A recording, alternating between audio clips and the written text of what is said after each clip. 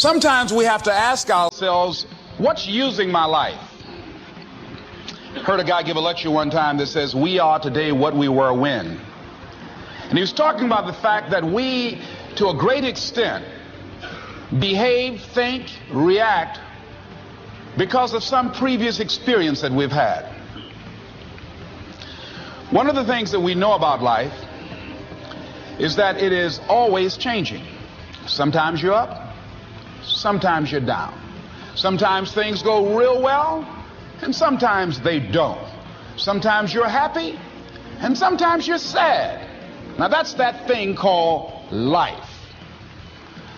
And when we begin to understand and know that, accepting that reality that we will never ever have things just on an even keel all the time, that you're going to have some ups and you're going to have some downs, but during those down moments, that's where the growth takes place.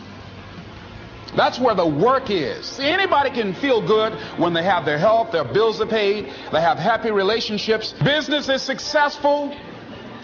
Anybody could be positive then. Anybody can have a larger vision then. Anybody can have faith under those kinds of circumstances. Am I correct? See, but the real challenge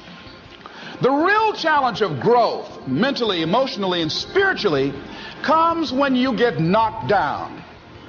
Somebody said that adversity introduces a man to himself or a woman. How you handle it, that's where the growth takes place. When I was facing some challenges, I had a guy say something to me, and I suggest this is one of the first things that you want to do when you're facing a challenge. You want to get unstuck. Evaluate where you are. Look at it. Assess yourself. Assess yourself and assess the situation. What brought you there? What role did you play? Earl Nightingale had a saying I like. He said, all of us are self-made, but only the successful will admit it. What has brought you to this point? What did you learn from it? Are you learning anything, or are you doing it over and over and over again? Somebody said that insanity is doing the same thing in the same way, expecting a different outcome. Are you going through it, or are you growing through it? Are you bigger and better because of it? Because it's not going to leave you until you grow through it. I was going through a major challenge in my life that was wearing me out, that was using me. Well, you see, your mind is, you know, when you go into a service station to get gas, you don't go in there and just start pumping. When you push the lever up, it clears the previous bill. By the same token, if you want to begin to move, you've got to clear your mind of all the unnecessary luggage and baggage that's weighing us down. I couldn't move, I couldn't think about what am I going to do to get out of this situation, because I was so concerned about what happened and what he did to me and how bad it was. I was so stuck in that I couldn't even focus on what I should have done. Feeling sorry for myself and angry, and none of that was taking me anywhere.